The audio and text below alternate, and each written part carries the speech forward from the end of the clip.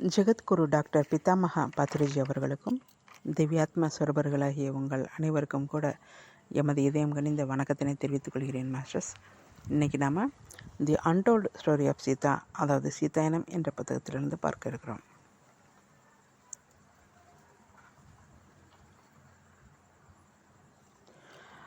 சீதா மாதா பார்த்திங்கன்னா ஆசிரமத்தில் தனது குழந்தைகளை ரொம்ப அற்புதமாக வளர்த்து வர்றாங்க. அது மட்டும் இல்லாமல் மாதா அந்த ஆசிரமத்தில் இருக்கிற விஷயம் தெரிந்து அங்கே சுற்றுப்பகுதியில் இருக்கக்கூடிய கிராமங்கள்லேருந்து நிறைய மக்கள், நூற்றுக்கணக்கான மக்கள் தினமும் வந்த வருகையாகவே இருக்காங்க. அவர்களது குறைகளை எல்லாம் மாதாவிடம் சொல்லி அதை சரி செஞ்சிட்ருக்காங்க. மாதா ரொம்பவும் சுறுசுறுப்பாயிட்டாங்க. அவங்களுக்கு பார்த்திங்கன்னா நேரம் அப்படிங்கிறதே கிடைக்காத அளவிற்கு ஆகிவிட்டது. சோமா இதெல்லாம் அனுசியா கிட்ட சொல்லிகிட்ருக்காங்க. மாதா மானசீகமாக மிக தைரியமாக உறுதியாக இருக்காங்க. ஆனால் சரீரப்பரமாக பார்த்திங்கன்னா அவங்க சற்று சோர்வடைந்தது போல தான் தெரிகிறாங்க. ஸ்ரீராமன் கூட அடிக்கடி இங்கே வர்றாங்க. அவரு கூட அதுதான் சொல்கிறாரு. என்னென்னா, சீதா, உனது உடலை நீ கவனிச்சுக்கோ, உடல் ரீதியாக நீ ரொம்ப சோர்வாக தெரிகிற, ஓய்வு எடுத்துக்கோ. அது மட்டும் இல்லாமல் மீண்டும் சொல்கிறாரு, சீதா, இனிமேல் நாம் அயோத்திக்கு செல்லக்கூடிய சமயம் வந்துடுச்சு.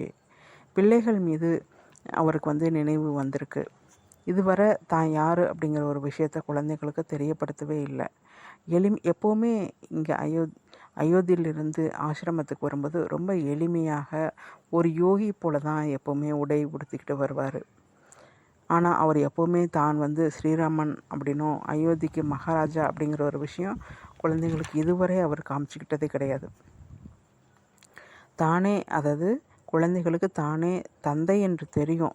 ஆனால் தான் தான் ஸ்ரீராமன் அப்படின்னும், தான் இந்த நாட்டுக்கு அயோத்திக்கு மகாராஜா அப்படிங்கிற ஒரு விஷயம், தனது தந்தை சீதா தேவி அப்படிங்கிற ஒரு விஷயம் குழந்தைங்களுக்கு தெரியாது அப்படின்னு அவர் நினச்சிட்ருக்கிறாரு. இதெல்லாம் பற்றி அந்த குழந்தைங்களுக்கு சொல்லணும் அப்படின்னு சொல்லிட்டு நினச்சிட்ருக்கிறாரு. இதை சீதாவிடமும் சோமாவிடமும் சொல்கிறாரு. இவர்கள் இருவரும் ஒருவர் பார்த்து கொண்டு புன்சிரிப்பு சிரிக்கின்றனர். ஏன்னா அவங்களுக்கு தெரியும் அப்படிங்கிற ஒரு எண்ணம் அவங்களுக்கு. ஒரு நாள் முடிவு செய்கிறார், இது கண்டிப்பாக குழந்தைங்கள்ட்ட சொல்லணும் அப்படின்னு சொல்லிட்டு. அந்த மாதிரி முடிவெடுத்து ஒரு முறை வரும்பொழுது மகாராஜா உடையிலே வர்றாரு ஆசிரமத்துக்கு. பிள்ளைகள் இருவரையும், லவா குஷல் இருவரையும் அழைத்து பக்கத்தில் அருகே அமர வைத்துக்கிறாரு. அவர்களிடம் சொல்கிறாரு, தங்களை பற்றி, தாங்கள் தான் ஸ்ரீராமன் அப்படின்னும் உங்களது தாய் சீதா தேவி அப்படின்னு சொல்லிட்டு குழந்தைகள்கிட்ட சொல்கிறாரு. பிள்ளைகளோ மாதாவை விட சற்று அதிகமாகவே வளர்ந்து நிற்கிறாங்க. ஆனால் இதை கேட்ட அந்த குழந்தைகள், அவர்கள் கூட சிரிப்பு வருது. ஆனால் அந்த குழந்தைகளை பார்த்திங்கன்னா இந்த மாதா சீதா உயரத்தை விட சற்று அதிகமாக வளர்ந்துருக்கிறாங்க. ஆனால் முன்பு போல் இல்லை, அவங்க அதிகமாக குருகுலத்திலேயே இருக்க வர்றாங்க. ஏன்னா அவர்களுக்கு பாடம் ரொம்ப அதிகமாக இருக்குது. குருகுலத்திலேயே அதிக காலம் இருக்கிற மாதிரி இருக்குது. சில நாட்கள் ஆசிரமத்துக்கு கூட வராமல் அங்கேயே தங்கி விடக்கூடிய சந்தர்ப்பம் கூட நிறையா இருக்குது. மாதா சொல்கிறாங்க, நீங்கள் இருவரும் பெரியவராக வளர்ந்து வந்துட்டுருக்கீங்க. இனி பொறுப்புகளை நீங்கள் ஏற்கக்கூடிய சமயம் வந்துடுச்சு. ஆனால் குழந்தைகளுக்கோ கதைகள் கேட்பதற்கும் உறங்குவதற்கும் கூட சமயம் இல்லை, குறைந்து விட்டது. வீட்டிற்கு, அதாவது ஆசிரமத்துக்கு வரக்கூடிய அந்த சமயம் கூட இல்லாமல் பிஸி ஆயிட்டாங்க. உங்கள் பொறுப்புகளை நீங்கள் இனி தெரிந்து கொள்ள வேணும் அப்படின்னு சொல்லிட்டு சீதா மாதா சொல்கிறாங்க. தந்தை பார்த்திங்கன்னா வேஷ தோரணையில், அதாவது மகாராஜா வேஷத்தில் இருக்கிறார் இல்லையா, அந்த மகாராஜா உருவில் வந்திருக்கிறார். இது குழந்தைகள்கிட்ட சொல்கிறாரு, நாங்கள் தான் ஸ்ரீராமன் சீதா தேவி அப்படின்னு சொல்லிட்டு. பிள்ளைகள் இது கேட்ட உடனே பக்குன்னு சிரிக்கிறாங்களாம்மா. எதற்காக சிரிக்கிறீங்க அப்படின்னு சொல்லிட்டு ஸ்ரீராமன் கேட்குறாரு. தந்தையே, இது எங்களுக்கு எப்பொழுதே தெரியும். நீங்கள் எதற்காக எங்களிடம் இதை பற்றி கேட்கல அப்படின்னு சொல்லிட்டு ஸ்ரீராமன் கேட்குறாரு. தாய் தந்தையராகிய நீங்கள், ஸ்ரீராமன் சீதாதேவி, எங்களது நலனுக்காக தான் உங்களுடைய செயல் எல்லாமே இருக்கும். அப்படி இருக்கவேளை உங்கள்கிட்ட நாங்கள் என்ன கேட்பது அப்படின்னு சொல்லி கேட்குறாங்க. இதை கேட்ட ஸ்ரீராமனுக்கு மிகவும் ஆனந்தம். அவர்களை அன்புடன் ஆற தழுவிக்கொள்கிறார். உங்களை உங்கள் தாய் நல்ல முறையில் வளர்த்துருக்காங்க. இதுவே நீங்கள் அரண்மனையில் வளர்ந்துருந்தீங்கன்னா வேறு விதமாக வளர்ந்துருப்பீங்க. இந்த விவேகம் வந்திருக்குமா அப்படிங்கிறது சந்தேகம்தான். பிள்ளைகளோட வளர்ப்பு முறை, அவர்களுடைய வினயம், விஜயத்தை இதை பார்த்தவுடன் ஸ்ரீராமனுக்கு பார்த்திங்கன்னா மிக்க மகிழ்ச்சி. அவங்க குழந்தைகள் தந்தையிட கூறிட்டு விடை பெற்று ஆசிரமத்துக்கு போகிறாங்க, அதாவது குருகுலம் போகிறாங்க. ஸ்ரீராமனும் சீதாதேவியை பார்த்து சொல்கிறாரு, சீதா, அதி விரைவில் பிருகு மகரிஷிக்கும் கியாதி யோகிக்கும் கூடிய சீக்கிரத்தில் முக்தி வரக்கூடிய சமயம் நெருங்கி வந்துட்டுருக்கு. நாமும் கூட விமுக்தி, அதாவது சாப விமுக்தி அடைய போகிறோம் அப்படின்னு சொல்லி சொல்கிறாரு. நாம் அனைவரும் எப்போ நமக்கு சாப விமுக்தி கிடைக்குதோ நாம் அனைவரும் கூட அயோத்தியில் ராஜ பரிபாலனையில் சென்று எல்லாருமே ஒன்றா இருக்கலாம். அவர் முகத்தில் ஒரு ஆனந்தம், ஒரே ஆனந்தம். எதனாலனா, இத்தனை காலங்களுக்கு பிறகு சீதாவுடனும் பிள்ளைகளுடனும் சேர்ந்து இருக்கக்கூடிய சமயம் இதுவரையிலும் இல்லை. இனி சேர்ந்திருக்க போகிறோம் அப்படிங்கிற ஒரு எண்ணம் அவருக்கே, அந்த எண்ணமே அவருக்கு மிகப்பெரிய ஆனந்தத்தை கொடுத்தது. ஆனால் மாதா எதுவும் கூறாமல் இருக்கிறாங்க. இதை பார்த்து கொண்டிருந்த சோமாவிற்கு ஆச்சரியம். தந்தை, அதாவது ஸ்ரீராமனும் அவர்களுக்கு, அதாவது கியாதி அம்மாவுக்கும் பிருகுமுனிவருக்கும் முக்தி கிடைச்சிடும் கூடிய விரைவில், அதனால் நமக்கு விமுக்தி கிடைச்சிடும், நாம் எல்லாருமே அயோத்திக்கு போயிடலான்னு சொல்லி எவ்வளோ ஆனந்தப்பட்டு சொல்கிறாரு. ஆனால் மாதா ஏன் பதிலுக்கு எதுவுமே சொல்லலை அப்படின்னு சொல்லி அவங்களுக்குள்ளார ஒரு ஆச்சரியம்.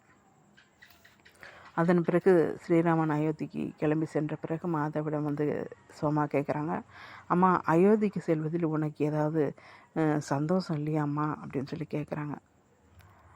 அதற்கு மாதா சொல்கிறாங்க, சோமா, எனக்கு விருப்பம் இருந்தாலும் கூட அது நடக்காது. மாதாவோட மனதில், முகத்தில் துக்கம் சோமாவிற்கு நல்லா தெரியுது. மீண்டும் சொல்கிறாங்க, ஒரு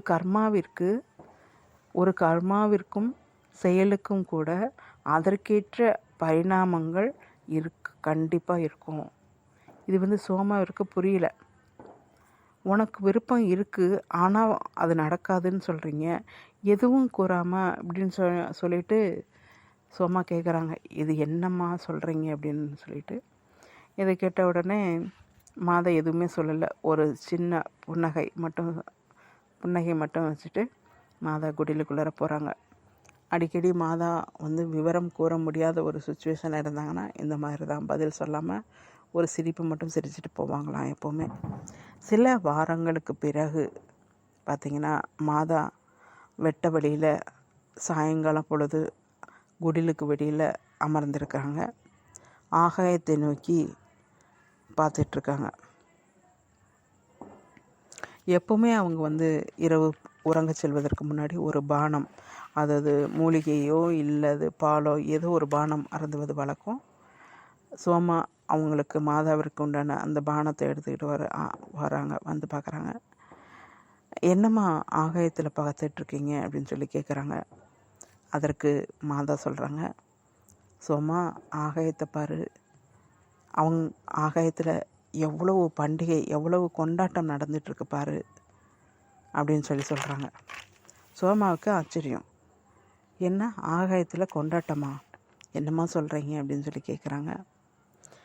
2 நட்சத்திரங்கள் மிகவும் காந்திய அதாவது பிரகாசமாக 2 நட்சத்திரங்கள் தெரியுது பாரு. அந்த நட்சத்திரங்கள் பார்த்தா தனக்குள்ளார இருந்து காந்தியை வெளியில் வெடித்து சிதறுவது போல் பிரகாசமாக தோன்றுகிறது இல்லையா? அது எப்படின்னா, அந்த நட்சத்திரம் வெடித்து சிதறுவதில் உள்ள ஒரு நட்சத்திரம் தோன்றுவது போல் இருக்குது அப்படின்னு சொல்கிறாங்க. அதாவது 2 நட்சத்திரங்கள் அக்னி குளம் மாதிரி பிரகாசவந்தமாக தெரியுது அப்படின்னு சொல்லி சொல்கிறாங்க. அதற்கு சோமா கேட்குறாங்க, அம்மா அதற்கு அர்த்தம் என்னம்மா? பிருகுமுனிவரும் கியாதி அம்மாவும் இருவரும் முக்தி பெற்றனர், முக்தி அடைஞ்சிட்டாங்க. அவங்க இருவரும் கூட அந்த பரபிரம்மத்தில் இணைந்துட்டாங்க.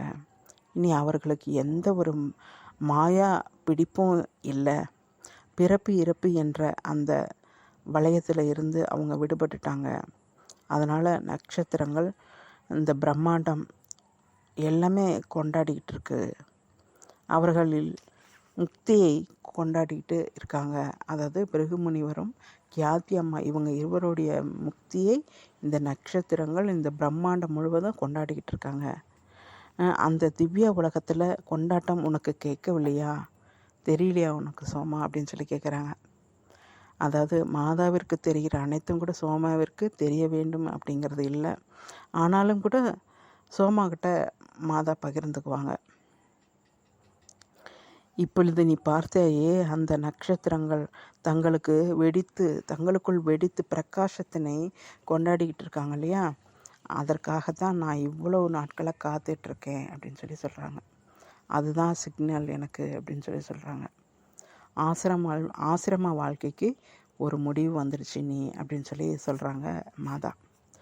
சோமாவுக்கு இதை கேட்டு சோமாவுக்கு ரொம்ப சந்தோஷம். அப்படியா, அப்படின்னா இனிமேல் நம்ம அயோத்திக்கு போயிடலாமா? அப்போ நான் எல்லாத்தையும் ரெடி பண்ணட்டா, நமது உடைகள் நம்ம எல்லாத்தையும் நான் தயாராக எடுத்து வைக்கிறேம்மா, நம்ம அயோத்திக்கு போக போகிறோம் இல்லையா, ஆசிரம வாழ்க்கை முடிஞ்சிடுச்சுன்னா அப்படின்னு சொல்லி சொல்கிறாங்க. அதற்கு மாதா சொல்கிறாங்க, இன்னும் இல்லை, இன்னும் ஒரு கோரிக்கை பாக்கி இருக்குது. இதை கேட்ட சோமாவுக்கு மீண்டும் ஒரு ஆச்சரியம். என்னது, மாதாவுக்கு கோரிக்கையா? இதை முதல் முறையாக சோமா கேட்குறாங்க. ரொம்ப ஆச்சரியமாக இருக்குது. என்னம்மா சொல்கிறீங்க நீங்கள் அப்படின்னு. அதற்கு மாதா சொல்கிறாங்க, எனக்கு சிறு வயதில் இருந்தே ஒரு கோரிக்கை இருக்குது. என்னென்னா, அந்த மகாதேவனை எனது இந்த பௌத்திக கண்களால் பார்க்க வேண்டும் அப்படிங்கிறது என்னுடைய மிகப்பெரிய கோரிக்கை. நான் எத்தனையோ முறை என்னுடைய மனோநேத்திரத்தில் நான் தரிசிச்சிருக்கேன். ஆனால் இந்த பௌத்திக மாணவ நேத்திரத்தில் நான் தரிசிக்கவில்லை. இலங்கையில் இருக்கும்போது பார்வதி மாதாவிடம் எத்தனையோ முறை சொல்லியிருக்கேன், எத்தனையோ முறை நான் தவத்தில் இருந்திருக்கேன். ஆனாலும் இப்பொழுது வரல, அது நடக்கவே இல்லை. அந்த கோரிக்கை மட்டும் நடக்கவில்லைன்னா என்னால் எதுவுமே முடியாதோ அப்படிங்கிற ஒரு எண்ணம் எனக்கு வந்துடும். எனக்கு தெரியும் பார்வதி மாதாவுக்கும் தெரியும் என்னோடய கோரிக்கை என்னன்னு. அந்த பார்வதி மாதாவே எனக்கு உதவி புரிய போகிறாங்க, இது நடக்க தான் போகுது அப்படின்னு சொல்லிட்டு அவங்க சொல்கிறாங்க. இதை கேட்ட சோமாவிற்கு ஒன்றுமே புரியல. ஆனால் ஏதோ ஒரு கலவரம், இது ஏதோ நடக்க போகுது, மாதா ஏதோ சொல்கிறாங்க, தனக்கு எதுவும் புரியல அப்படிங்கிற ஒரு விஷயம், ஒரு கலக்கம் சோமாவின் மனதிலும் கண்களிலும் நன்றாக தெரிகிறது மாஸ்டர்ஸ். அந்த கோரிக்கை என்ன, அது எப்படி நிறைவேறுது அப்படிங்கிற ஒரு விஷயத்தை மீண்டும் நாளை பார்க்கலாம். Thank you masters.